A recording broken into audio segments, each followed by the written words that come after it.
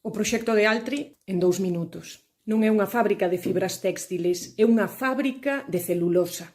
Ao contrario do que intenta facerche crer o Partido Popular, neste proxecto non hai nada de circular, nin pecha ningún ciclo productivo. Pretenden fabricar celulosa para exportar a outros lugares. O Partido Popular e a empresa pretenden instalar esta fábrica de celulosa no concello de Palas de Rei, concretamente nun espazo natural que estaba previsto catalogar como Rede Natura, unha protección que o Partido Popular freou no ano 2011. Ocupará 360 hectáreas, 3 veces a fábrica de Ence en Pontevedra. Consumiría 535 litros de auga por segundo. Altri pretende verter de novo no río Ulla por volta do 80% da auga que necesita para producir e logo de todo un proceso químico. Isto tería unha enorme consecuencia directa na calidade da auga, na contaminación da auga do río Ulla, que desemboca na ría de Arousa.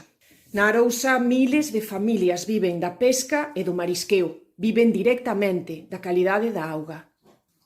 Ademais de poñer en risco todos os postos de traballo vinculados á ría da Arousa, este proxecto tamén afectaría explotacións agrogandeiras que se atopan nestes concellos de Palas de Rei, de Melide, de Santiso, da Agolada, un espazo que se insire dentro da denominación de orixe protexida Queixo-Arzúa Ulloa. Pretenden instalar no corazón de Galiza unha auténtica bomba ambiental.